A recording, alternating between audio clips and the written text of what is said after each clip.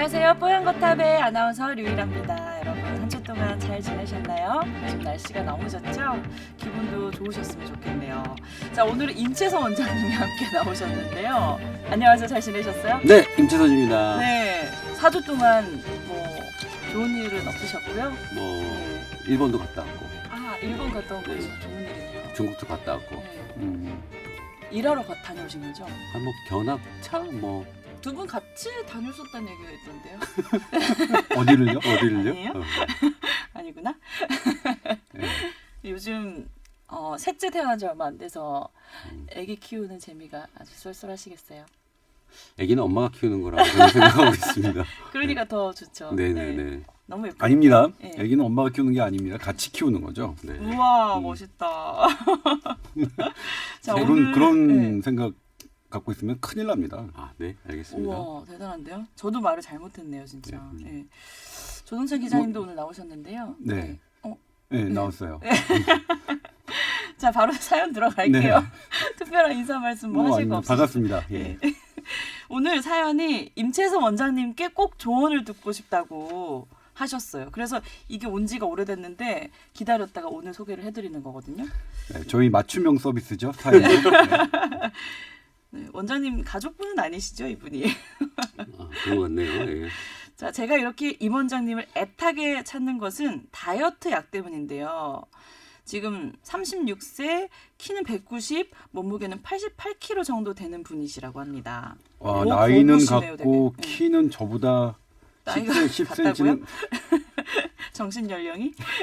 자, 그리고 20대 중반까지는 허리가 29인치 정도였는데 지금은 32인치 정도 입고 있대요. 그리고 살이 좀 찌신 거죠. 허벅지와 엉덩이도 좀 같이 굵어지고 있는데 별 걱정을 안 했다고 합니다. 이 정도 찌는 건 괜찮겠지 생각했는데 하지만 직장을 옮기고 활동량이 줄어듦에 따라 근육량이 줄었는지 배가 점점 불러오는 것이 불안해져서 다이어트를 결심하게 되었습니다. 먹는 걸 너무 좋아해서 탄수화물 먹는 것도 너무 좋아하고 항상 입에 뭔가를 달고 있대요. 그래서 이 습관을 변화시켜야겠다 생각해서 한 20일 정도 전부터 오후 3시부터 11시까지만 먹고 그리고 3시 이전에는 물이나 커피, 녹차 이외에는 아예 안 먹는 간헐적 단식을 시작하셨대요. 그리고 탄수화물은 좀 줄이긴 했는데 그 자리에 고기를 차지하고 있고 쌈채소 같은 거를 먹고 있긴 한데 몇 끼니는 못 드시고요. 또 따로 챙기는 거는 보조 건강식품으로 뭐 요거트 한 병에 밀크시슬 정도라고 하네요. 운동은 특별히 못하고 있다고 하고요. 자, 이렇게 행동 패턴을 어느 정도 유지를 하고 있는데 최대한 버텨서 효과를 내고 싶은데 잘 될까 걱정이라고 하십니다. 자, 그리고 또 두 번째 질문이 있는데요. 좀 됐는데 가르니시아를 주성분으로 하는 다이어트 약들이 있다고 해요. 그래서 이거를 먹으면서 살을 뺄 수 있다고 하는데 이거를 먹으면 간장이 좀 상할 수 있다는 부작용이 있다고 해서 이게 걱정이라고 하시는데 좀 안전한 제품은 없는지 임 원장님께 특별히 또 이런 거와 관련돼서 문의를 주셨어요. 네. 제가 뭐 다이어트의 전문가는 아니지만 네. 다이어트를 저도 최근에 한 3주 해봤어요. 3주면은 꽤 긴 시간 하신 거네요. 네, 근데 예, 탄수화물만 어떻게 제가 하셨어요? 줄였거든요. 탄수화물만 줄였어요. 아. 탄수화물을 쭉 줄인. 그러고 보니 좀 빠지신 것 같네요, 진짜. 예. 그래서 탄수화물을 쭉 줄이고 나니까 배가 한 2인치 정도는 갑자기 좀 준 것 같아요. 우와. 뭐 탄수화물을 줄이는 것만으로도 다이어트가 된다는 걸 제가 좀 느꼈었고. 네. 그래서 이분은 지금 탄수화물을 줄이면서 식단 조절을 지금 하고 계신 것 같아요. 네. 좋은 방향인 것 같고요. 그리고 뭐 단백질 섭취라든지 이런 것들을 골고루 하시면서 운동도 지금 하려고 하시는 것 같은데 네. 저는 제 생각에는 탄수화물의 어떤 비중을 줄이게 되면 내장 비만이나 이런 것들이 많이 줄게 되거든요. 네. 근데 그거는 좀 시간이 걸려요. 네. 우리가 굽는 거 있잖아요. 네. 굽는 게 바로 효과가 나는데 사실은 그거는 어느 정도 또 먹기 시작하면 바로 이렇게 요요 비슷하게 다시 그렇죠. 찌기 때문에 요요가 늘 문제잖아요. 네. 그래서 이렇게 탄수화물 줄이면서 운동하는 게 제일 좋다고 봐요. 시간이 조금 필요하다 근데. 네. 그래서 지금 3주 정도, 한 달 정도, 2달 정도 쭉 하신다고 생각을 하시고 몸무게 변화를 좀 보셔야 될 것 같고요. 네. 그 뒤에 가르니시아부터 뭐 우리 보이차부터 다이어트 수많은 제품들이 나오잖아요. 네. 그 다음에 뭐 식이섬유부터 여러 가지가 있는데 네. 그거는 제가 볼 때는 보조 역할이에요. 10% 20%밖에 차지하지 않는다고 생각을 하거든요. 네. 그래서 제 생각에는 요걸 유지하시고 네. 그 뒤에 보조적인 가르시아나 다른 것들보다는 네. 이게 시간이 한 달에서 2달 정도 한번 해보시고 복부 비만 아까 인치가 32인치가 쭉 늘으셨다 그랬잖아요. 네. 그게 줄는지 보시는 게 정답일 것 같아요. 계획 잘 세우신 것 같고 네. 저는 이 뒤에 뭐 뭘 먹느냐가 중요한 게 아니라 요 탄수화물을 줄이면서 운동하시면서 단백질 섭취라 이런 건 골고루 하시는 방향이 가장 좋은 방법을 하시려고 하시는 것 같아요. 네. 어. 근데 요즘 간헐적 단식 진짜 많이들 하시더라고요. 근데 이분도 그걸 한다고 했는데 시간이 제가 읽다 보니까 오히려 아침부터 오후까지는 안 드시고 밤에 드시네요. 이런 간헐적 단식을 할 때 그 시간은 상관이 없는 건가요? 저는 할 거면 네. 저는 좀 밤에 먹는 거는 조금 자제하는 게 좋지 않겠나. 예. 저는 그거에 대한 뭐 비교 논문은 없는 것 같아요. 어느 게 아니, 좋다라고 그러니까 보기에는. 말씀드리자면 이제 간헐적 단식에 대해서는 저희가 이제 그 올해 새로 시작한 뽀얀 거탑에서 처음에 한번 했었죠. 간헐적 단식에 대해서. 그랬나요? 네. 했었어요. 제 기억력이 그렇게 좋지는 못해요. 근데 이제 네. 그래서 그때 이 SBS 팀에서 제작을 해서 이제 이 두 편을 해서 이제 간헐적 단식이 막 되게 붐이 일었었고 네. 그거의 나레이션을 김소은 선배께서 하셔서 네. 근데 김소은 선배가 오셔서 이제 말씀을 하셨었잖아요. 네. 근데 이제 제가 그때도 말씀드렸던 거지만 간헐적 단식이라는 것이 어떻게 명확하게 그 규정된 무엇으로 이렇게 뭐 표준화된 그런 건 아닙니다. 근데 이제 한 가지 원리는 이 내가 배고프지 않는데 먹고 싶지 않는데 먹지는 말자에서 출발을 했습니다. 네. 사실 이 간헐적 단식은 이제 일본의 그 내분비 내과 전문의가 예전에 이제 1일 1식이라는 그 책을 통해서 본인이 이제 뭐 썼고 그런 것에서 이제 착안된 방법인데 네. 왜 이런 게 나오냐면 먹을 게 풍족한 사회에서는 내가 먹고 싶지 않아도 먹게 된 경우가 많다. 이건 이제 실험적으로 많이 입증되어 있습니다. 예를 들면 영화관에서 팝콘을 이제 막 거저 올라오게 하는 그 장치를 딱 마련했어요. 그럼 근데 나는 이제 계속 먹어요. 아무 생각 없이. 근데 보통 같으면 팝콘이 다 떨어지면 안 먹잖아요. 네. 근데 밑에다 장치를 해서 팝콘이 계속 올라오게 했어요. 그랬더니 사람들이 평소 먹는 것보다 더 뭐 많이 먹죠. 4배, 5배 정도 네. 먹는 거예요. 그리고 그 실험 중에서 재밌었던 건 뭐냐면 팝콘을 튀기고 5일 지난 퍽퍽한 것. 그러니까 맛이 없는 것과도 실험을 해봤는데 그래도 역시 우린 마찬가지였다. 먹어요. 네. 그러니까 이렇게 먹는 게 상당히 심리적인 효과, 그러니까 이렇게 우리가 어떤 생리적인 요구 이런 것과 달리 무언가가 있으면 먹는 효과가 있다. 그래서 먹을 게 되게 풍족한 사회에서는 과도하게 먹는 게 많으니까 다시 본래로 돌아가자. 그러니까 먹고 싶지 않을 때는 먹지 말자가 이제 간헐적 단식인데 네. 제가 그때도 말씀드렸지만 단식은 그러니까 단식이란 말은 참 위험할 수 있는 게 내가 배고플 때 먹어야 되는데 이게 단식은 이제 어느 일정 시간 동안 참는 거잖아요. 먹지 않는 거잖아요. 근데 이게 내가 혈당이 조금 떨어지거나 그러니까 나의 균형이 조금 아래로 떨어지면 훨씬 더 내 몸에서 하는 식욕과 이 반응은 조금 더 과민하게 나옵니다. 네. 그래서 간헐적 단식을 잘못해서 내가 허기가 지면 그건 실패할 수밖에 없어요. 그러니까 간헐적 폭식을 하게 되잖아요. 그렇죠. 네. 그렇죠. 그렇기 때문에 간헐적 단식의 원리는 그냥 한마디로 말씀드리면 내가 배고플 때만 먹자. 배가 고프지 않은데 음식이 있다고 먹는 걸 어떻게 좀 막아보자 하는 게 원리라고 말씀드리겠고요. 그다음에 이제 네. 시간은 뭐냐면 논란이 되게 많았어요. 지금 임 원장이 말씀하신 것대로 밤에 먹으면 살이 찐다. 예전에 우리 다 그랬잖아요. 밤에 먹으면 살찐다. 그러니까요. 낮에 먹어야 된다. 그리고 아침 먹어야 살이 아침 먹어야 오히려 살이 빠진다. 네. 뭐 그런 말 많았잖아요. 근데 일반적으로는 그런 것들이 다 임원정 말대로 원칙이 없어서 그러니까 언제 먹느냐보다는 총량이 가장 중요하다. 얼마나 많이 먹었느냐가 나의 체중에 그 가장 영향을 끼친다라고 돼 있는데 최근에 2017년도에 노벨 의학상을 생체 시계가 받았었죠. 그러니까 우리 몸에 다 생체 시계가 있는 거예요. 네. 그러니까 그 생체 시계는 무엇이 관장하냐면 햇빛이 관장합니다. 햇빛이 네. 뭐 햇빛과 그다음에 밤의 어둠으로 되는 건데 네. 생체 시계가 낮일 때는 이제 세로토닌이 지배를 하거든요. 우리 네. 몸을. 네. 그리고 생체 시계가 어두울 때 빛이 이제 차단되면 멜라토닌이 지배를 합니다. 그래서 생체 시계의 낮은 세로토닌과 멜라토닌으로 구분되는데 네. 이 멜라토닌이 지배를 하는 생체 시계의 밤일 때 음식을 먹으면 더 살이 찐다는 게 연구 결과가 나왔죠. 미국 하버드 대학의 연구 결과입니다. 네. 그렇기 때문에 근데 이제 이 생체 시계는 사람마다 조금씩 달라요. 한 2시간 정도 차이가 네. 있을 수 있거든요. 그리고 아침형 인간, 저녁형 인간도 뭐 그런 네. 건데 그래서 보통은 저녁에 먹어도 먹는 양이 제일 중요한데 본인이 생체 시계가 밤일 때 먹으면 더 찔 수 있다.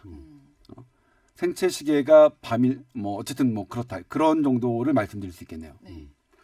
그래서 저는 뭐 시간보다는 아까 얘기한 대로 이 패턴과 아까 총량을 얘기했는데 그것도 괜찮고요. 네. 그다음에 거기서 자기 몸에 따라서 뭐 가르시니아를 먹던 뭐 식이섬유 형태를 먹던 이거는 각자의 어떤 몸 상태에 따라 선택을 하시면 조금 효과를 배가시킬 수는 있을 것 같아요. 근데 저는 이제 가르니시아 그다음에 네. 뭐 녹차 추출물 이런 것들이 이제 뭐 제 원리는 이제 그런 걸 같이 먹으면 이게 당이 높은 것과 섞여서 당이 우리 몸에서 흡수되는 속도를 늦추기 때문에 그건 뭐 원리상 좋은 것 같은데 네. 뭐 원리는 괜찮아요. 근데 그런 원리라면 상추, 깻잎, 뭐 배추 이런 것도 똑같기 때문에 저는 굳이 가르니시아 뭐 혹은 녹차 추출물 이런 네. 것들을 비싼 돈을 주고 사 드시는 게 맞는지는 잘 모르겠어요. 물론 그게 도움이 안 된다는 게 아니라 도움이 될 것 같긴 한데요. 네. 근데 우리가 이런 가르니시아나 아니면 다른 것처럼 이런 그런 원리로 살을 좀 덜 찌게 할 수 있는 채소들은 많다. 네. 깻잎 좋잖아요. 오히려 천연 깻잎 좋아요? 식품들을 먹어라. 네, 전 되게 좋아하는데요. 왜 좋아요?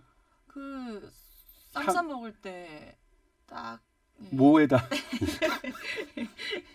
왜 깻잎 하니까 소주가 생각나지? 깻잎이 참 좋은 거예요. 저 어렸을 때는 깻잎보다 이제 상추를 더 좋아했는데 요즘 나이가 깻잎 좋죠. 깻잎이 훨씬 더 좋은 것 같아요. 사실 뭐 후반부에 또 말씀드리겠지만 네. 어떤 사람은 깻잎이 안 좋을 수 있어요. 그래요? 어떤 사람이 안 좋은 건가요? 그러니까 어떤 사람은 상추가 좋을 수도 있고요. 네. 안 좋을 수도 있어요. 그거는 나중에 말씀드리겠지만 사람의 인체에 있는 성분들 있죠. 네. 미세 성분부터 그다음에 유기질부터 필요한 성분들을 분석을 했을 때 네. 중금속도 다 포함이에요. 그래서 어떤 사람들은 중금속이 많은 사람들은 어떤 걸 먹으면 중금속이 없어지는 형태고 어떤 사람은 그런 채소를 먹으면 그런 성분들이 빠져나가서 안 좋은 사람들도 있어요. 사실 그거는 정말 맞춤의학, 개인의학이 발달되게 되면 먹는 것들도 다 조절해주는 시대가 곧 올 거고요. 그걸 지금 준비하고 있는 사람들도 있고요. 그렇게 진료를 지금 보고 있는 사람들도 있습니다. 그래서 네. 우선은 야채가 다 좋다라는 말보다는 야채도 사람에 따라서 가려서 먹어야 되는 시대가 이제 오지 않겠냐. 그러니까 야채가 다 좋다라는 말, 뭐 고기가 다 좋다는 말, 네. 이건 다 옛날 말입니다. 네. 이제는. 그렇게 생각을 하시고 아까 얘기한 대로 탄수화물 줄이고 고기, 단백질을 올린 거는 저는 괜찮다고 생각을 합니다. 네. 네. 근데 이분이 마지막에 이 가르니시아 이런 거 말고 아예 안 되면 뭐 삭센다 이런 거는 안 되나요? 이런 말씀을 좀 덧붙여 주셨는데 요즘 그 식욕을 억제하는 다이어트 약들이 많이 나오더라고요. 네. 근데 최근에 제가 들었는데 이거 먹는 약들은 네. 부작용이 많았는데 이 삭센다는 주사 형태로 맞는 건데 부작용 없이 성공하신 분들이 많다고 유행이 좀 되더라고요. 저도 예. 한 펜스를 해봤어요. 한 펜스를 네. 0.6으로 시작해서 1.2까지 해봤는데 와 진짜 밥이 안 들어가요. 밥 3분의 1, 3분의 1 딱 먹고 효과적인 거잖아요. 예. 효과적이죠. 근데 탄수화물을 줄이는 데는 뭐 효과적이고 식욕도 없고 술도 먹기 싫어지고 그건 부작용이네요. 부작용이에요. 근데 가장 큰 부작용은 뭐였냐면 네. 다이어트를 하잖아요. 근데 이름 많고 안 먹어서 그런지 자꾸 잔병치레 같이 막 감기도 좀 걸리고. 그러니까 이게 조금 뭐라면 일을 줄이면서 뭐 노동 강도는 줄이면서 다이어트를 하는 게 맞지. 막 일은 많이 하는데 막 이 다이어트를 심하게 하면 몸 전체적인 컨디션이 떨어지는 것도 있을 수 있겠다라는 생각은 좀 들어요. 그래서 균형 있게 다이어트 하시는 게 맞을 것 같습니다. 약간 특별한 지금 부작용은 밝혀진 게 없죠. 그래서 약간 이런 도움을 받는 것도 좋은 건가요? 저도 그러니까 사실 다이어트 약을 먹어본 적이 있는데 아 그래요? 저는 심한 부작용에 시달렸어요. 어떤 부작용이요? 그게 약간 향정신성 물질이잖아요. 그래서 네. 불안, 우울, 초조 이런 게 왔어요. 아. 마지막에는 귀신을 봤어요. 아, 그래요? 집에 밤에 화장실 가는데 거실에 귀신이 앉아 있더라고요. 환영을 봤어요, 제가. 그래서 엄청 심각한 부작용을 겪고 바로 약을 끊었거든요. 부작용이 아니라 신기가 생긴 거 아닌가요? 신내림 받으신 거 아닌가? 근데 이런 거는 좀 고려하셔서 써보시는 게 좋을 것 같아요. 이제 뭐 저도 싹센다는 얘기는 정말 많이 듣고 네. 이거는 의사들도 되게 좋아하는 약 같아요. 그러니까 제가 이제 임원장을 오랜만에 봤는데 살이 빠진 거예요. 네. 그래서 뭐 했냐 했더니 싹센다 맞았다 그러더라고요. 네. 놀랐어. 근데 보니까 배는 그대로예요. 살은 빠졌는데 배는 뭐 한 편수밖에 안 하셔서 그런 거예요. 그러니까 근데 이제 이런 것들의 특징은 이제 원래 다이어트의 효과는 지금 거의 그러니까 논문에 내려면 한 2년 정도는 효과가 유지되는지 안 되는지를 보고 이제 어떤 결과를 내야 논문에 네. 실릴 만큼 단기간에 판정할 수 있는 건 아니라서 네. 싹센다도 그 점에 대해서는 약점이 있는 거죠. 아직 네. 많은 사람들이 네. 오랜 기간 동안 유지됐다는 않았죠. 네. 그 부분에 대해서는 그런데 저는 이제 뭐 그러니까 이게 비싸서 그렇지 뭐 여러 가지 시도를 해볼 수 있다고 생각해요. 그래요. 예. 다이어트 약의 대부분은요. 네. 잘 안 된다고 보시면 돼요. 왜냐하면 그러니까 다이어트를 시작해서 네. 다이어트 성공하고 좀 있으면 다시 찌는 거기 때문에 어느 시간 일정 기간이 되면 원래 몸무게로 돌아오는 그러니까 저는 뭐냐면 이게 나의 체중은 나의 습관의 결과물이라서 내 습관이 그대로인데 그러니까 먹는 습관과 운동하는 습관이겠죠. 이 습관이 그대로인데 어떤 외부적인 요인에 의해서 살이 빠졌다라고 하더라도 나의 습관이 변하지 않으면 다시 그 체중으로 가는 거죠. 그게 저는 요요라고 생각하거든요. 네. 그러니까 정말 살을 빼려면 나의 생활이 맞아요. 살을 빼는 생활로 바뀌어야 네. 되는 거겠죠. 네. 그러니까 이분은 이제 본인이 의지가 있으시니까 좀 생활 패턴을 잘 개선하시고 성공하실 거라고 생각합니다. 그리고 이제 다이어트의 가장 기본적인 원칙은 이제 조급해하면 안 된다 네. 하는 것과 실패했다고 자책하면 안 된다. 다이어트는 실패하는 거예요. 그렇죠. 뭐 일년 대학은 365일 그렇죠. 하는 게 시험은 좋더라고요. 망치는 거고 다이어트는 실패하는 거예요. 실패했다고 자책하지 마시고 이게 뭐 그다음에 금연, 금주 그런 것도 다 실패하는 거예요. 그러니까 되게 너무 위로가 되는 말이에요.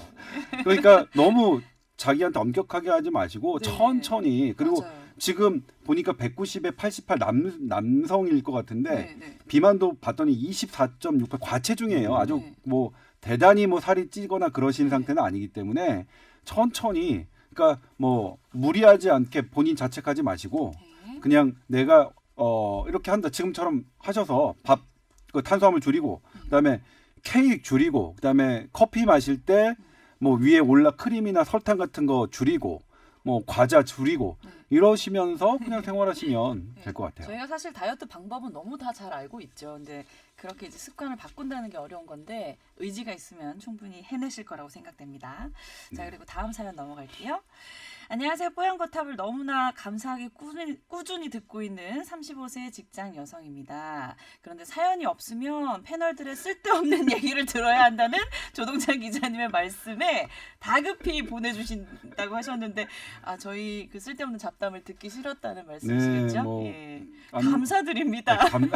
감사합니다. 그리고 유일한 사연이었어요. 그래서 또 이제 여기 제 개인적으로 답을 네, 주신 네. 분이 있는데 네. 저희가 지난 시간에 이제 호흡 얘기를 했잖아요. 그렇죠. 비행기에서. 네.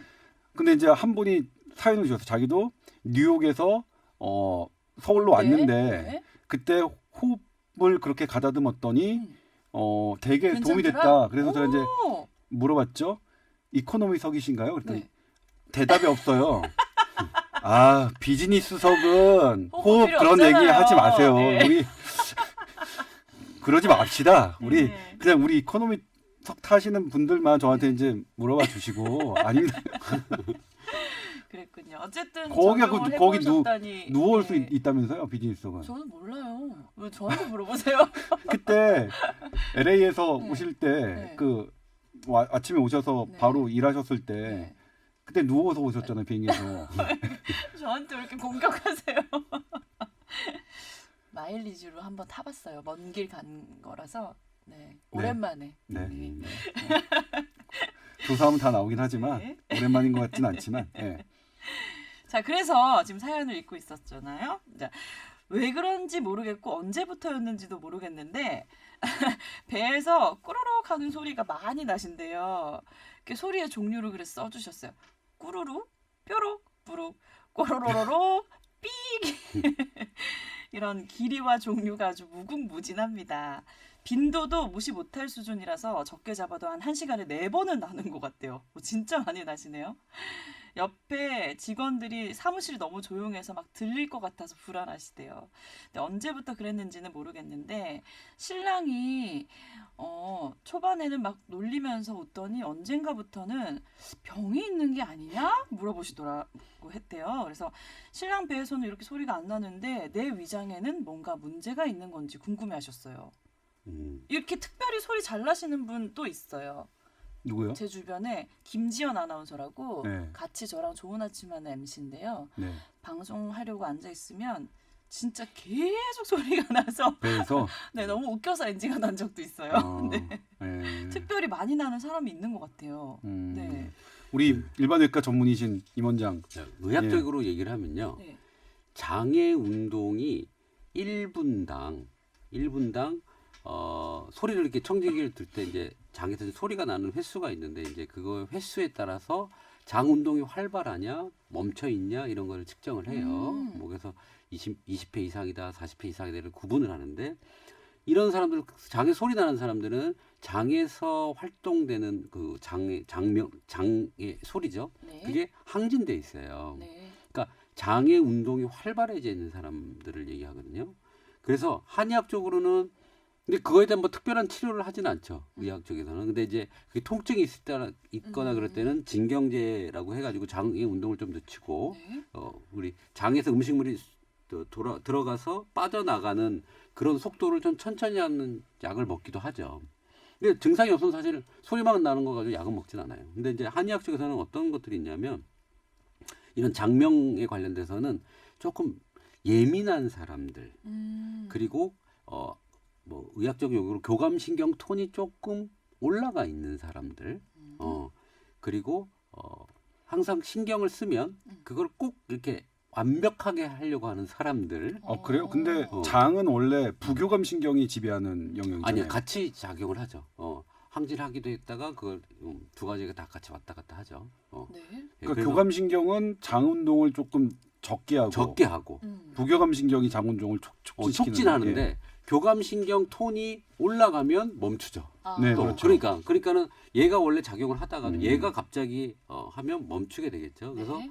그런 교감신경 톤에 문제가 생기는 사람들, 그 부교감신경 톤이 올라가든지 교감신경 톤이 뭐 이렇게 서로 이제 교합으로 이제 작용을 하는데 이제 아까 얘기한 대로 좀 완벽한 사람들, 뭘 하려고 하는 사람들 이런 것들이 조금 힘들어요. 소리 많이 나세요, 조동찬 기자님? 네. 거짓말하고 그러세요 방송에서. 네. 그래서 네. 솔직히 얘기하면 이것이 생활 패턴이나 어떤 조금 뭐랄까 우리 요가는 아니지만 참선이라든지 참선, 참선이요? 네. 벽 보고 하는 건가요? 참선은? 네, 뭐 나는 면박 수행이죠. 그거는. 완벽하지 벽 않아도 보고 반성해 된다. 막 이런 이렇게. 거 하죠.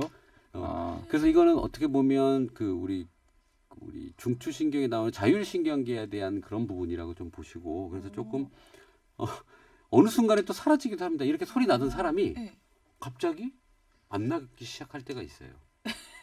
보통 늙어가면서 어머, 갑자기 슬픈 얘기네요. 예. 네. 조금 그래서 젊었을 때는 좀 장소리가 좀 많이 나다가 나이가 들어가면 대부분 조금 많이 없어집니다. 좀 보세요. 그분한테 전화해서 장소리 좀 줄지 않았니? 그러면 1년 전보다는 어떠니? 네. 보통 그 많이 좀 나이가 들어가서 좀 경향이 생깁니다. 근데 이게 혹시 뭐 위장 소화 장애라든지 가스가 많이 차서 나는 뭐 이런 거는 아닌가요? 그런 건 아닌 것 같아요. 네. 그러니까 그 부분을 방귀는 어떠시는지 네. 그러니까 많이 나오는 편인지 그거 정보를 주셨으면 더 좋았을 것 같긴 한데. 방귀는 자주 끼는 사람이 또 따로 있잖아요. 그래요? 그건 어때요, 건강상?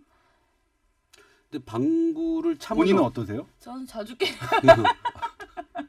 방구를 참으면 어떻게 될 것 같아요? 너무 고통스럽죠. 네. 방구를 고통스러워요? 막 배가 가스가 차고 막 힘들잖아요. 아니 참으면요 네. 그 안에서 흡수가 됩니다. 진짜요? 네. 끝까지 참아보세요. 그러면 몸에 안 좋은 거 아니에요? 근데 나쁜 다시 그 성분들인데? 가스를 생성되는 그 균에 의해서 이제 가스가 생성되잖아요. 네. 근데 그걸 참으면 대장 안에서 흡수가 돼서 상피세포에서 스며들어서 없어져요. 그래서 끝까지 참으면 안 나오긴 할 수는 있다. 근데 어떻게 보면 대변 내 조성분 때문에 사실은 그런 가스가 나오는 거기 때문에 대부분은 방귀 성분의 대부분은 우리가 이제 들이마신 그러니까 호흡으로 기도를 통해 들어가야 되는 공기가 식도를 타고 위를 타고 마신 공기라고 해요. 그러니까 대부분은 근데 이제 방금 그 의미 있는 그런 가스는 이제 음식과 대장에 있는 세균이 이걸 분해하면서 만들어지는 그런 가스고 그런 가스들이 이제 냄새가 나는 거죠. 입을 통해 나온 거는 나오는 게 아닌데. 근데 아무튼 방귀와 이 배의 소리 이 정도는 이제 서양의학에서는 질병으로 보진 않거든. 뭐 네. 지극히 정상인 거고 네. 정상 범위 내에서 네. 소리가 많이 나는 사람, 근데 방귀가 잦은 사람, 아닌 사람, 뭐 그런 게 있는 것 같은데, 근데 저도 그거 개인적으로 뭐냐면 지금 임원장이 말씀하신 것처럼 그렇게 학교에서 배웠어요. 그러니까 방귀는 뭐 참아도 된다. 뭐 그게 전혀 뭐 해가 될 게 없다 그렇게 네. 하는데, 전 개인적으로 너무 못 참겠어요. 지금 아프잖아요, 배가. 고백하시는 거예요? 근데 아니 근데 그걸 참으면 좀 스트레스 받잖아요. 네. 스트레스 받고 좀 짜증스럽고 불편하잖아요. 불편하고 근데 나오면 우리 인간의 어떤 욕구 중에 배설의 욕구가 몇 가지가 네, 있어요. 네. 그 배설의 욕구를 실현하게 되면 좀 사실 쾌감이 좀 있죠. 네. 아 그래요? 그렇죠. 그러신가 보네요. 네, 아니, 그런 거예요. 아니 근데 그래서 소리가 지금 너무 많이 나서 불편하실 정도라는데 딱히 해결책은 없는 거죠? 해결책은요. 네. 우선은요. 온도가 상당히 또 중요해요. 장내 세균의 가스 부분이라든지 이런 것들도 관여한다고 생각하면 온도, 장의 온도를 한번 고민해 봐야 돼요. 온도가 배가 좀 따뜻하면 좋은 건가요? 따뜻하거나 네. 그 온도를 바꾸는 거는 그 먹는 음식의 온도를 조절하기도 하고요. 외부에서 뭐 따뜻하게 해서 데펴주는 것도 중요하고요. 먹는 음식의 성질도 차가운 것, 뜨거운 것들이 있는데 열을 발산하고 열을 조금 내주는 그런 것들을 구분해서 조금 해서 온도를 좀 바꿔보는 게 한 가지 방법입니다. 네. 아까 그리고 여기서 얘기하는 쉐이크, 우유라든지 장에서 대사되기 어려운 것들을 조금 한번 바꿔보는 것도 한번 고민해 보셔야 될 것 같아요. 네. 평소에 근데 드시는 에소가 거예요? 뭐나요? 에소가 에스프레소 그런가 보다. 그런 것 같아요. 네. 투, 맞죠? 그러니까 네. 더블샷을 더블샷. 이제 더블샷. SO2라고 하는 건 아마 더블샷을 얘기하는 것 우리 같습니다. 조동생 기자님 뭘 줄이면 일단 못 알아들으시거든요. 그러면 평소에 이제 먹는 우유 같은 거 좀 바꿔보는 것도 방법이겠고. 네, 그리고 네. 커피랑 이런 것도 좀 줄여보시고. 근데 이게 만약 불편하시다면 그런 거예요. 근데 네. 저는 이제 뭐 아까 임원장이 했던 것처럼 배를 따뜻하게 하는 건 되게 중요한 것 같아요. 네. 저는 배가 찬 거는 이제 나이가 드니까 너무 못 견디겠어요. 그러니까 배가 차면 저는 어떤 음식을 먹어도 이 설사가 나와요. 그래서 참 맥주나 이런 거 먹으면 설사 많이 해요. 그러면? 아니요, 그렇진 않아요. 그래요? 그래? 맥주는 맥주는 술은 차게 다 흡수하세요. 모든 맥주는 주종을. 차게 마셔야죠. 아, 그래? 그런 거예요? 맥주를 누가 데워 먹으시나요? 맥주는 차야죠. 그래서 온도도 한번 고민해. 소주도 보시고. 차야 돼요. 소주도 약간 온도가 높으면 네. 이게 좀 그래. 지금 배에서 나는 소리 얘기하고 있는데 자꾸 술로 술로 가시네요. 아니, 넘어가네요. 그러니까 아니 근데 이제 어쨌든 그 조금 따뜻하게 하는 부분은 네. 되게 중요한 것 같아요. 저는 그 나이가 들어서 40대가 돼서는 몸도 그러니까 제가 이제 아이스 아메리카노 안 마시잖아요. 그럼 한여름에도. 어느 순간부터 그래요? 저도 네. 좀 그런 편이에요. 네. 그래서 몸을 좀 따뜻하게 하시는 건 좋은 것 같아. 그러니까 조금 그러실 필요는 있을 것 같아요. 그러니까 몸을, 젊으시니까 네. 뭐 시원하게 뭐 하고 뭐 실 텐데 만약 이게 뭐 좀 불편하시다면, 그러니까 제가 보기엔 질병은 절대 아니지만 불편하시다면 그렇게 이제 식습관 방금 얘기했던 것과 배 따뜻하게 하는 것, 설령 이렇게 이제 좀 따뜻하게 하는 것은 이 증세를 완화시키지 못하더라도 저는 좋은 것 같아요. 예, 배를 따뜻하게 하는 근데 습관은. 몸이 차신 분들 되게 많거든요. 특히 여성분들. 근데 몸을 따뜻하게 해주는 방법들은 뭐가 있어요? 옷을 따뜻하게 입어도 아무리 껴입어도 그냥 손발은 늘 차고 이런 분들 많거든요. 우선 따뜻한 마음부터 가져야 돼요. 왜냐하면 저희가 잘못했군요. 근데 이게 있어요. 그 뭐 그때 유명 논문에 실렸는데 사람을 크게 장내 세균을 가지고 사람을 구분해요. 네 가지 타입의 장내 세균이 그러니까 유 아나운서에는 장내 세균 중에 하나가 메인이에요. 어떤 메인이 있는데 그게 사람마다 타입이 좀 틀리다. 다르다. 그래서 그 장내 세균이 메인으로 있는 사람과 이런 사람들에 대해서 체질이 좀 틀리다는 거예요. 그러니까 사상 체질학 의학이 어떻게 보면 장내 세균으로 옮겨간 거라고 보면 돼요. 그걸 논문으로 밝혀냈고 네. 그 장내 세균이 그 사람의 기초 체온에 따라서 뭐가 메인이 될 수도 있다라는 구분이 나오는 거예요. 그러니까 어떻게 보면 그 장내 세균이 뭐가 많냐에 따라서 내가 뭘 흡수를 잘하고 뭘 배설을 잘하고 이게 바뀌는 거거든요. 네네. 그러면 먹는 게 바뀌고 체질이 바뀌고 성격이 바뀌고 이런 형태로 가는 건데 재미난 거는 이 사람의 기초 체온에 따라서 그 장내 세균의 타입이 영향을 받는다는 거죠. 그럼 뭐냐면 그 체질과 이런 걸 따질 때 내 기초 체온 온도도 중요하다는 포인트인 거죠. 네. 체질은 근데 바뀔 수가 있나요? 그렇죠. 타고나는 거 아니에요? 아니에요.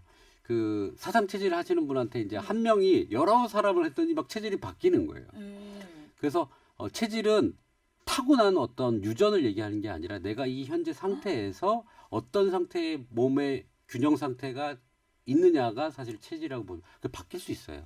아니 근데 사상 체질 보면은 이 음. 체형이 어떻다, 눈빛이 어떻다 이런 이제 생김새 가지고 많이 구분을 하시잖아요. 그렇고 성격도 보고요. 네. 뭐 여러 가지 몸의 상태를 보는데 우리 성격도 그게 안- 바뀌죠. 근데 바뀌죠. 체형 바뀌죠. 이런 건 안 바뀌잖아요. 아 바뀌게 돼요.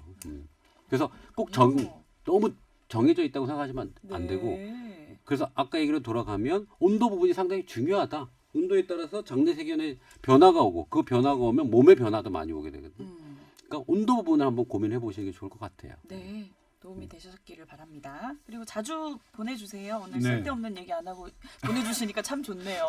네. 얼마나 쓸데없는 얘기를 많이 했길래. 제가 지난주에는 좀 쓸데없는 얘기를 좀 한 것 아, 같긴 근데 해요. 지난주 예. 재밌었어요. 네. 그래서 우리끼리. 우리끼리. 자 그리고 오늘 본격 주제는 오늘 임 원장님께서 정해 오셨는데 의료 앱에 대한 얘기를 조금 오늘 해볼까 합니다. 예. 사실 한 가지 이슈가 최근에 나온 게 뭐냐면 뭐 특정 업체를 말씀을 드려야 될 것 같아요. 왜냐하면 네. 이거는 어떻게 보면 좀 대중화돼 있다고 봐야 되니까 우리 성형 관련 앱 강남 언니 유명한 게 바비톡 2개 정도라고 보시면 될 것 같거든요. 네, 앱 이름인 거죠. 네, 강남 언니. 강남 언니 바비톡 네. 이름 참 잘 짓는 것 강남 같아요. 우리 진짜 와닿는데 예. 바비톡, 바비톡. 성형, 누가 봐도 성형 어플이네요. 예. 바비톡도 그거잖아요. 바비 인형처럼 예뻐지는 걸 얘기하는 네, 거겠죠. 네. 그다음에 톡이 토크한다고 얘기하는 네. 거고. 그래서 이제 그 회사가 있어요. 그래서 뭐 사용자가 70만 명이고 뭐 거의 월 사용자 수가 몇십만 명에서 뭐 70만 명, 80만 명까지도 월 이용을 한다고 해요. 이런 꽤 앱을요. 이게 인기 좋은 어플이군요. 그렇죠. 네. 이제 그렇다 보니까 제휴 병원들도 점점 늘어나게 되고요. 그래서 이런 앱들의 이제 특징은 뭐냐면 우리 옛날에 성형외과 가려면 제 동기들 조금 나이 계신 분들 40대 분들이 성형외과를 가려면 어떻게 갔었냐면 네. 옛날에 젊었을 때도 네. 어느 날 잡아가지고요. 예. 강남에 올라와서 병원을 한 4-5군데 쭉 상담을 해요. 네. 그리고 나서 가장 마음에 드는 병원을 선택해서 수술을 하는 방향이 이제 30대, 40대 사람들이 했던 네. 행태였던 것 같아요. 네. 네. 근데 요즘에는 어떻게 됐냐? 이런 앱이 개발되면서 네. 원장님이 화면에 나와요. 음. 그래서 라이브 상담을 신청을 하면 실장님을 상담을 하고요. 그다음에 원장님까지 상담을 하고 네. 뭐 그렇게 하고 나서 병원을 선택하게 되는 거죠. 오. 병원을 그렇게 방문하고 돌지 않아도 네. 원장님과 직접적으로 성형 관련된 상담을 할 수 있는 거예요. 네. 소비자 좋죠. 입장에서는 아주 편리하니까 좋죠. 예, 예. 인기가 많겠네요. 그런데 여기 보시면 이런 앱에서는 이제 사업자가 들어갔기 때문에 돈을 벌어잖아요. 네. 그 CPA 단가라고 해가지고 CPA가 뭐냐면 병원의 이득이 되는 소비자의 행동에 따라서 돈을 지불하는 거예요. 네네. 그러니까 병원이 100만 원을 넣어놓고 환자가 상담을 했거나 병원을 방문하겠다는 예약을 했을 때마다 네. 2만 원씩 빠져나가는 겁니다. 어. 댓글을 달아도 그렇고 그거에 대해서 돈이 빠져나가요. 뭐 이벤트를 할 때 얼마 빠져나가고 이렇게 해가지고 네. 걸어놓으면 이 병원은 가만히 있어도 환자들이 와서 상담을 하게 되는 거죠. 그래서 2만 원, 몇만 원씩을 지불하고 그 사람은 상담해서 병원에서 환자를 유치하게 되는 사업 모델인 겁니다. 네. 네. 제가 볼 때는 소비자한테는 되게 의미 있는 거예요. 소비자가 돈 나가는 건 없잖아요, 그죠? 네. 그래서 이제 이런 앱으로 이제 이게 활성화되니까 이제 제재가 또 들어오기 시작하죠. 네. 뭐냐면 뭐가 문제였나요? 우선은 이 강남 언니를 운영하는 회사에 보건복지부가 보건소에서 이제 조사를 나갈 생각이고요. 그 병원 명단을 입점을 해서 우선 첫 번째 가장 과대 광고가 있었느냐. 네. 그 다음에 두 번째는 원격 진료 관련된 부분도 이슈예요. 음. 그렇게 원격 원장이 와가지고 네. 진료를 하는 거죠. 진료라고 진단을 내려주잖아요. 네네. 근데 원격 지금 원격 진료는 불법인가요? 아니죠. 뭐 네. 중증 환자라든지 도서지약이라든지 이런 것들은 지금 제한적으로 허용되고 허용되어 있는 있는 거군요. 상태인데 예. 이제 이런 성형외과에서 원장님 처방은 없었겠죠. 상담을 했으니까. 근데 뭐 눈에 어떤 거 문제입니다. 쌍수가 뭔지 아세요? 쌍수 모르실 것 같은데요? 줄이면 무조건 모르신다니까요. 쌍꺼풀 수술. 맞췄다. 눈치는 빠르세요. 그래서 뭐 쌍수가 어떻고 이런 진단을 내려주는 게 지금 어떻게 보면 원격 진료에 해당되기 때문에 이것도 문제가 좀 있고요. 네. 그 다음에 과장 광고를 통해서 이 병원으로 환자 유인할선 행위 부분도 문제가 있어요. 네.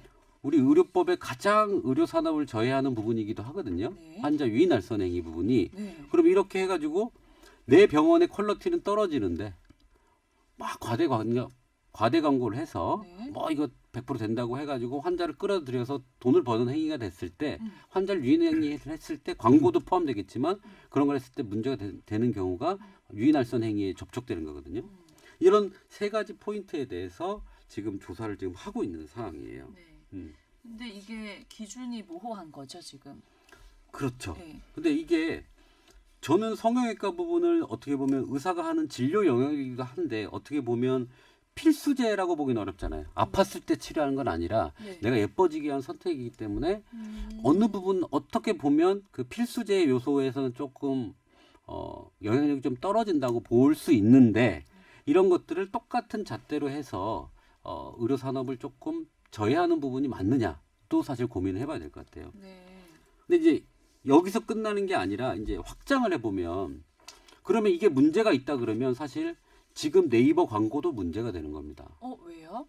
자, 네이버 광고는 어떻게 돼 있냐면 키워드 광고가 메인이에요. 네네. 핵심 수익 모델은 키워드 광고거든요. 네. 키워드 광고라는 건 뭐냐면 내가 병원이 돈을 100만 원을 넣어놓고요. 세팅을 합니다. 여드름 했을 때 우리 병원이 나올 수 있게끔 아니면 여드름을 제일 잘 치료하는 곳, 그렇죠. 여드름의 넘버원 뭐 이렇게 글자를 세팅을 그렇죠. 해요. 한 네. 뭐 어떤 병원은 10,000개까지도 세팅을 하기도 하고요.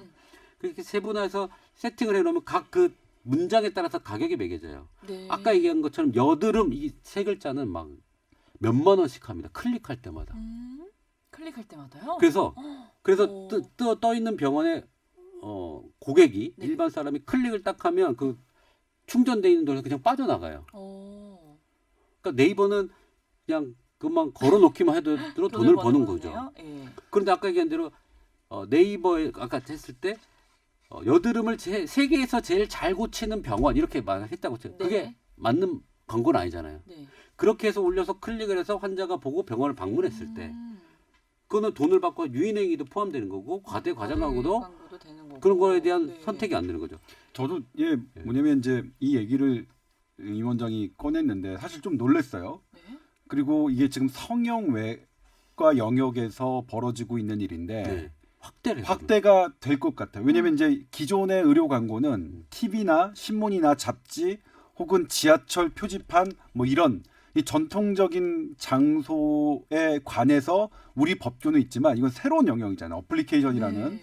그러니까 여기에 대한 거를 이분들도 생각했겠죠. 이건 없어. 어플리케이션에 대해서 뭘 하는 거는 없어요. 없으니까. 없었다는 거예요. 예를 들면 하나가 이제 의사 병원에서 잘 알려진 방법이지만 일반적인 광고는 되게 규제가 심해요. 의료 광고는. 네네. 근데 책을 통한 광고는 별로 심하지 않거든요. 네. 그래서 선생님들이 책을 많이 쓰시는 이유거든요.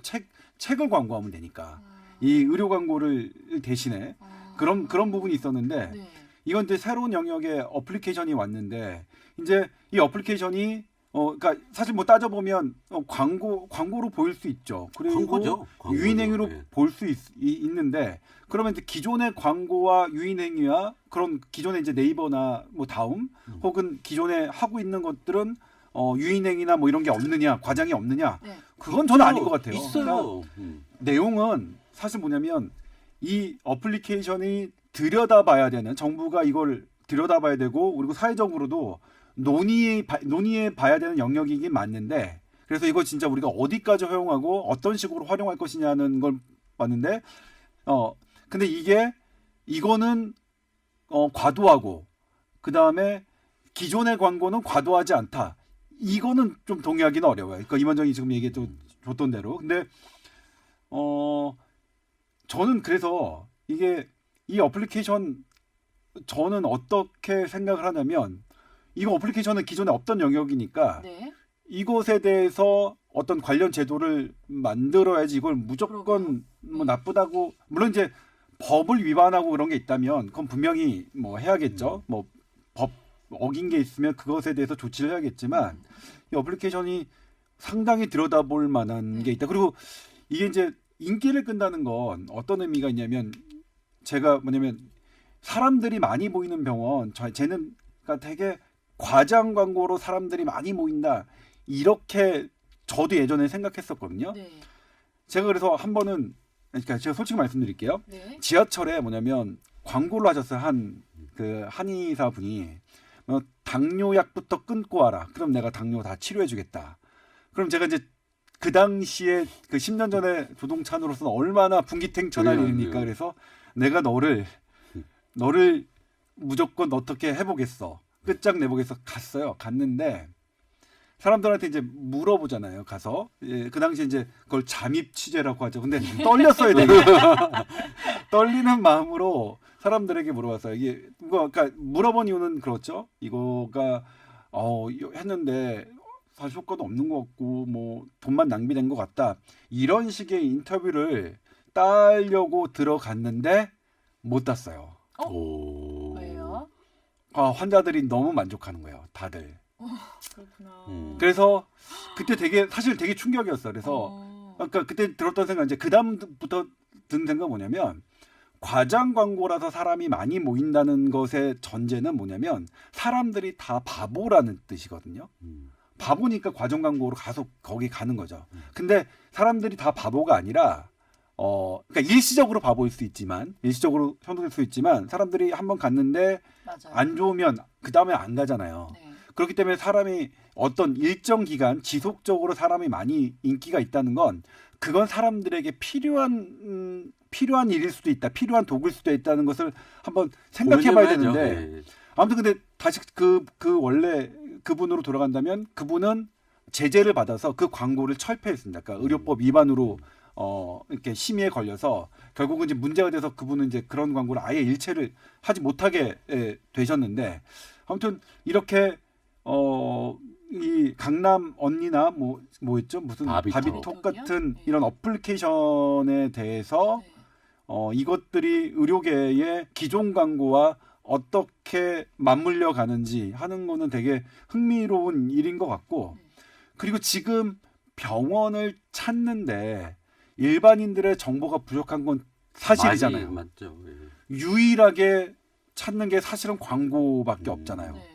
왜냐면 심평원이나 이런 데서는 사실 해줄 수가 없으니까 그 누구도 그러니까 이제 그분들이 많이 하시는 게 그 지식 검색에서 찾거나 후기 같은 거 많이 보고. 아니면 네. 기사를 찾죠. 네. 기사를 쳐서 이분이 이런 관련된 기사가 많이 나오니까 그 저명하신 분이구나 이렇게 생각하는데 그런데 사실 제가 여기 들어와서 일하는 입장에서는 기사들도 대단히 혼탁돼 있거든요. 90% 정도가 만들어진 기사가 대부분이에요. 네. 그러니까 예전에 우리가 얘기했지만 이게 하나의 뭐라고 하죠? 패키지예요. 홈쇼핑 기사, 그다음에 블로그 뭐 이렇게 블로그 이렇게 해서 거기 패키지를 병원이 사면 블로그에 나오고요. 어떤 기사에 나오고요. 기사가 아니라 기사보다는 어떤 프로그램이죠. 프로그램에 나오고 바로 그 프로그램이 나오는 옆 채널 홈쇼핑에 나와요. 네. 이런 완전 패키지 세트 상품이네요. 세트 상품이죠. 네. 그런 게 만연한. 그러니까 그런 경우에는 뭐냐면 저같이 이런 업을 하는 사람만 좋죠. 저는 뭐 물론 제가 이걸로 업을 한 적은 없습니다만 그렇기 때문에 이 소비자가 지금 대단히 이 정보가 갈망하고 있는데 찾을 수 있는 건 없기 때문에 이런 부분에 대해서도 고민을 좀 해야 된다. 예를 들면 미국 CNN 같은 경우에는 노골적으로 어떤 광고 기사를 하죠. 그러니까 예를 들면 어떤 이걸 뭐라고 하죠? 헤드셋. 네. 그러니까 헤드폰을 CNN의 어떤 그런 관련된 직원들이 선정을 해서 이거는 그 회사의 광고비를 저희가 돈을 받았습니다만 저희가 되게 선정했다. 이건 되게 이러이러해서 이렇게 여차저차해서 되게 좋다. 이런 식으로 이제 딱 하거든요. 지금처럼 암암리에 하는 것보다는 차라리 그 모델이 더 낫지 않나 저는 생각해요. 양성적으로. 그러니까 사실 내가 광고를 분석해주는 프로그램인 그렇죠. 거예요. 예. 광고를 분석이 아니라 그냥 기사인데 광고예요. 근데 기사인데 어떤 제품에 대한 기사인데 사실 이 회사로부터 어떤 돈을 받긴 받았다. 근데 우리가 아무거나 받지 않고 아무거나 기사하지 않는다. 정말 좋은 제품이니까 기사 쓴다. 그래서 저는 거기서 두 개를 샀어요. 이거하고 하나가 또 뭐였더라. 아무튼 CNN 그 기사를 보고 두 개의 제품을 샀었는데 그러니까 특히 병원에 대한 정보는 물론 정보와 광고를 완벽하게 분리하기는 좀 어렵잖아요. 근데 지금처럼 암암리에 하는 것보다는 여기에도 어떤 룰을 만들어서 공개적으로 이제 조금 좀 투명하게 하는 게 낫지 않을까. 그런 시도들이 있어야 되는 건 아니냐. 이런 생각을 저는 늘 평소에도 하고 있었습니다. 제가 하고 있는 거에 핵심적으로 정부가 저는 이게 물어보고 싶어요. 사실은 환자 유인행위를 금지하기 위해서 광고를 못 하게 해요. 그래서 TV에도 못 나오고요. 잡지도 못 나오고 신문도 못 나와요. 네. 그런데 광고합니다. 신문에. 네. 어떻게? 기사 형태로. 기사 형태로 해요. 네. 그리고 그다음에 무슨 병원. 그냥 로고만 넣는 거예요. 네. 앞에 기사는 무슨 치료를 합니다라는 기사 내용이고 여기는 무슨 병원 이름만 있어요? 로고만 있어요. 그 광고는 아니잖아요. 그냥 네. 브랜드 광고 형태니까 네. 제재를 하진 않지만 결론은 광고를 해요. 근데 그게 환자 유인행위에 해당되는데 환자 유인행위를 사실 못하게 하려면 아예 광고 못하게 하면 되거든요. 근데 또 광고는 해도 된대요. 네. 대법원 판결상. 네. 그럼 광고는 해도 돼. 그런데 또 재미난 건 뭐냐면 정부가 외국인 환자는 광고를 해서 환자 유치 알선 행위를 해도 된다고 법을 만들어요. 그러면 이 유인행위를 하면 안 되는 목적은 뭐냐면 그러니까 생명을 담보로 하는 업인 사람이 환자를 돈 주고 사서 데려오거나 이런 것들을 원천적으로 금지하고 이 사람이 병을 고치는 것만에 집중해라는 게 목적이거든요. 네. 그렇다면 외국인 환자도 똑같이 적용해야 되는 게 맞거든요. 근데 네. 외국인 환자는 외화벌이가 되니까 외국인 환자는 유치할성 해도 되고 수수료 줘도 되고 돈이 왔다 갔다 해도 되지만 국내 환자는 하지 말라 그래요. 그러니까 이게 이제 그 기준이 그렇죠. 잘못된 거예요. 일반성이 없다는 그렇죠. 거네요. 의료에 대한 의료를 규제하는 이유가 의료는 필수되고 사람 생명과 관련된 거기 때문에 이런 규제가 들어가는 건데 네. 외국인한테는 사람이 사람 아니다. 아닌가요? 그렇죠. 그게 위배가 되는 거고 또 그 위배 사항에 또 광고는 되고 이게 기준이 좀 애매하게 만들어놨기 너무 때문에. 근데 우리 류 아나운서 생각은 어때요? 이 병원 정보에 대한 이런 부분. 병원 근데- 어떻게 찾아서 가세요? 저는 이제 요즘은 이런 TV 광고나 뭐 이런 신문 광고 이런 거로는 믿지 않고 실제로 그 병원을 이용한 환자들의 후기 같은 게 굉장히 많이 올라와요. 근데 그것도 어느 정도 이렇게 뭐 일부러 만들어서 쓰는 분도 계시겠지만 실제 정말 이제 자기가 겪어서 쓰시는 분들도 있어서 저희 같이 어린 분들은 그거를 이제 저희 쭉 그렇지요. 이렇게 저희 세대가 같이, 다르시니까 알려드리는 거예요. 그러니까 스마트폰 세대잖아요. 그래서 이거를 쭉 보면 이제 진짜로 이 병원이 어떤지 판단이 좀 서더라고요. 저는 그래서 그거를 많이 활용해서 저는 가요. 네. 그러니까 이제 왜 근데 그런 TV 광고에 나오는 병원들은 신뢰 신뢰를 못한다 이게 아니라 더 많은 정보와 정확한 정보를 얻고 싶으니까 그러니까 광고만 봐서는 모르니까요. 비슷비슷하잖아요. 어쨌든 광고라는 거는. 예. 그렇죠. 그러니까 이제 뭐냐면 이것도 저는 이게 이제 소비자들의 눈높이라고 생각하는데 열심히 지금은 뭐냐면 우리 업계에서 이제 의료 기자들의 업계에서 뭐냐면 기사를 쓴 예전에는 10년이나 20년 전에는 기사 한 번 나오면 대박이 났다라고 하는데 지금은 그런 현상이 없어졌거든요. 아예. 그러니까 뭐 그런 TV에 걸 나오고 하죠. 해도 뭐 그냥 네. 어제와 다를 게 없는 네, 네. 뭐 그런 거니까 네. 이게 이제 뭐냐면 왜 전 소비자들이 정확하게 이 의식을 하고 있다고 생각해요.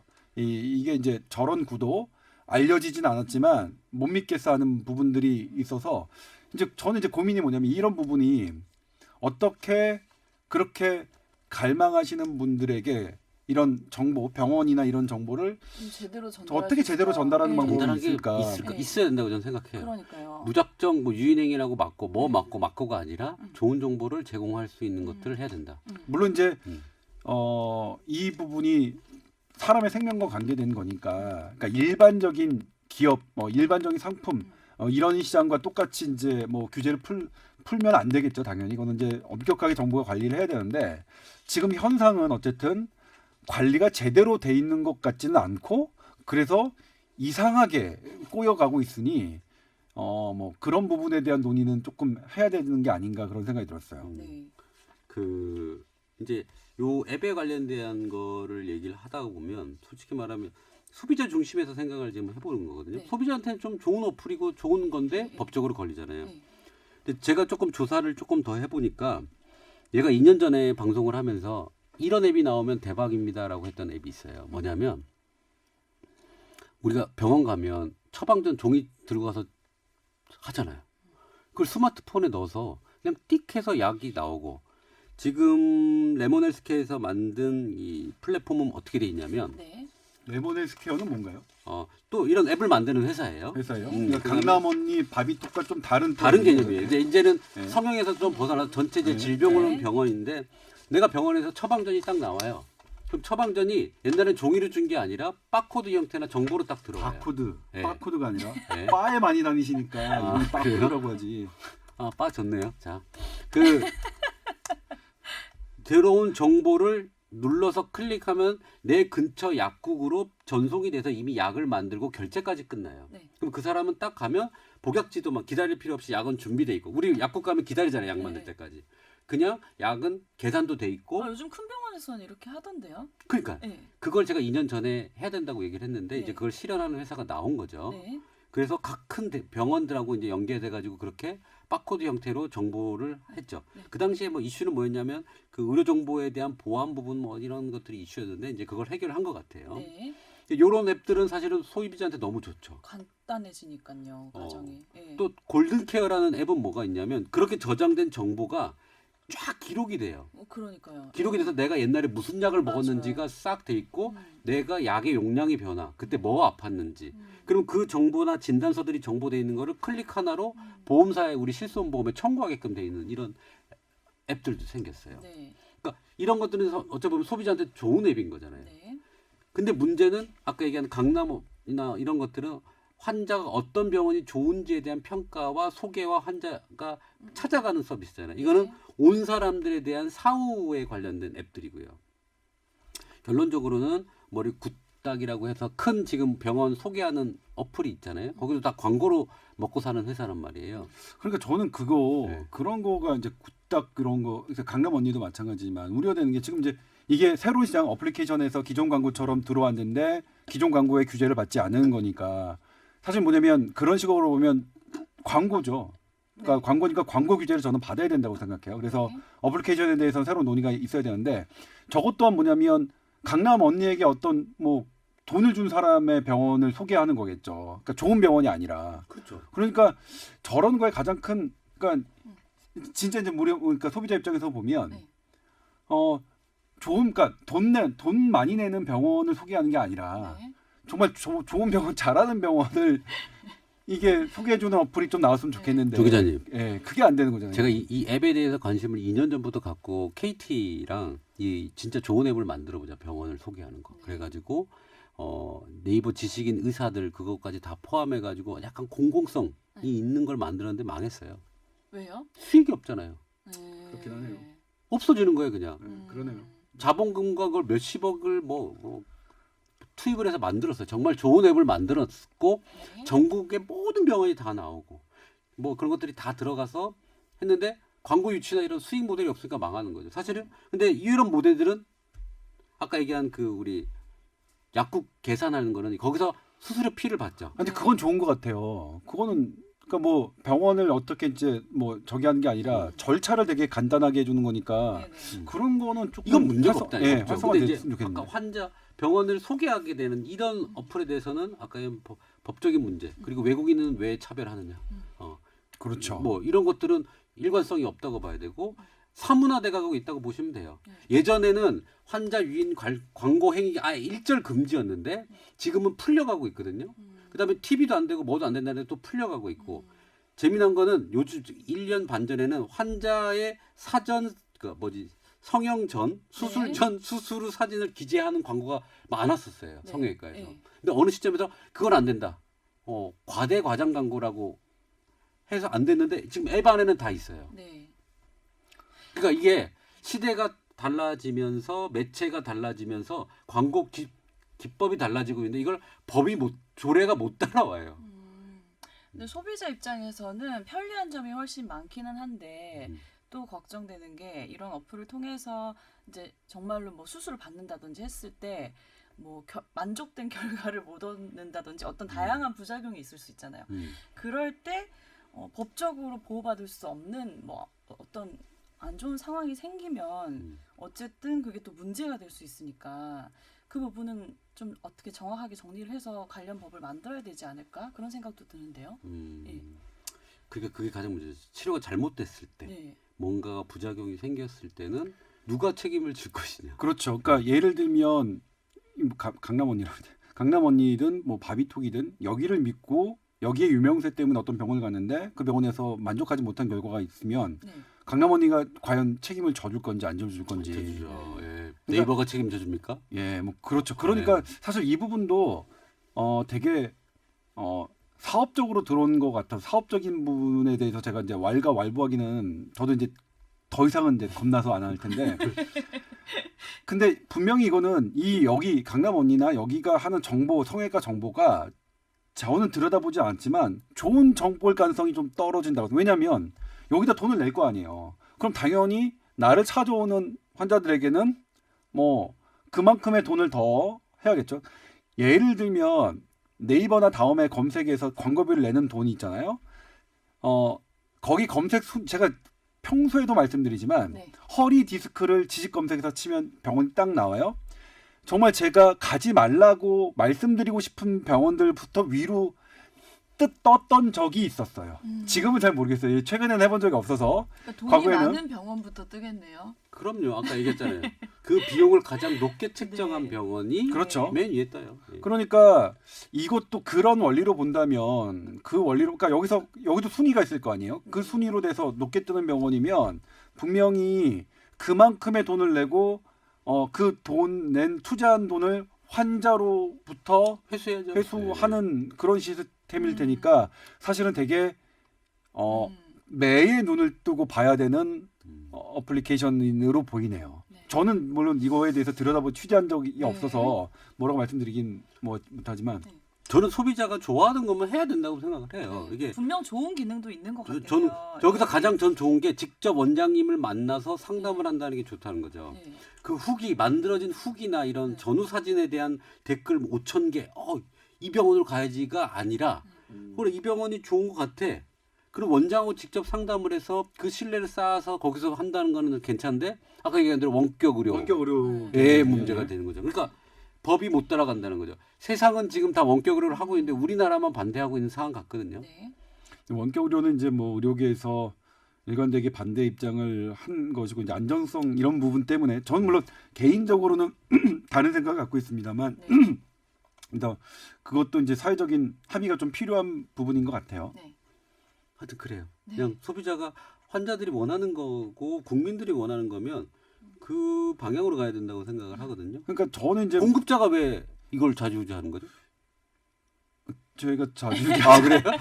뭐 그건 그래 저도 그러니까 이게 의료가 공급자와 받는 분들 소비자분이 서로 이제 그러니까 사실 의료에 대해서는 이해 당사자가 아닌 사람이 없다. 의료와 관련돼서는 저는 그렇게 생각하거든요. 그래서 의료와 관련돼서는 모든 사람, 모든 이해 당사자가 그러니까 사실 병원 안 갈 사람이 안 아픈 사람이 어딨습니까? 그러니까 누군가는 공급자고 공급자도 뭐 소비자가 되고 대부분의 사람들은 다 소비자니까 의료는 뭐 이해 당사자 모든 이해 당사자가 와서 그것을 이제 우리 어떻게 할 것이냐를 정하는 문제라고 생각하는데 근데 이제 제 의견을 말씀드리자면 저렇게 어플리케이션이 등장하는 것은 뭐 당연히 그럴 만하다. 진작에 들여다봤어야 되는 거고. 근데 이왕 나올 거면 좀 좋게 나왔으면 좋겠는데 제 느낌으로는 저것 또한 역시 기존의 광고와 뭐 메커니즘이 다를 것 같지는 않다. 그래서 기존의 광고에서 막 검색 순위 위에 나오는 게 좋은 병원이 아니었던 시절이 있었던 만큼 지금도 그 부분은 뭐 냉철하게 좀 봐야 되는데 그런데 한번 그러니까 진일보된 것이라서 사람들이 많이 찾고 이용한다고 하는 거라면 무조건 나쁘다라고 하기보다는 사람들이 왜 이걸 많이 사용하는지는 좀 들여다보고 연구해 볼 필요는 있겠다. 뭐 이런 생각이 드네요. 저희가 쇼핑몰에서 만약에 옷을 구입하잖아요. 그러면은 직접 안 보고 사니까 실패할 경우가 많잖아요. 그게 이제 원격 진료랑 비슷한 개념인데 자꾸 이게 하다 보면은 실패할 확률이 떨어져요. 그러니까 이제 시대가 변화하니까 소비자들도 좀 변화하고 있는 거니까 그런 부분에서 어느 정도는 안심이 되지만 그래도 변화된 시대에 맞춰서 좀 새로운 법들이 또 만들어져야 되지 않을까 그런 생각이 지금 드네요. 국회 봐서는 뭐 이런 법들까지 뭐 바꿔질 그런 국회가 아니잖아요 지금. 네. 그렇죠. 뭐 지금 중요한 것도 해결 못 하는데 이런 의료법에 뭐 신경 쓰겠어요. 네. 제가 볼 땐 갈수록 이게 격차, 세상이 발전하는 속도와 법이 따라오는 속도가 너무 격차가 더 심해지는 것 그런 같다는. 것 같아요. 예. 우리 생각이 소비자들도 더 똑똑해져야 될 것 같고요. 네. 네. 네. 오늘 얘기는 여기까지 할까요? 네. 저도 자. 한번 들어가서 네. 견적 한번 내보고 싶어요. 그런 생각 안 근데 들어요? 진짜 한번 해보면 좋겠다. 나 원장님 만나가지고 뭐 돈 들 것도 아닌데 나 뭐 어디 어느 붙였으면 정도 좋겠어요. 수준인지 해보고 싶네요, 진짜. 네. 네. 난 그 한번 결과를 조금 해가지고 저한테 좀 알려주세요. 그래? 그러니까 취재를 해봐야겠네. 어떤지. 자, 그리고 사연 보내주실 주소 한번 공지해드리고 인사드릴게요. tower@sbs.co.kr로 궁금한 사연 많이 보내주시기 바랍니다. 저희는 오늘 여기서 인사드리겠습니다. 감사합니다. 네, 고맙습니다.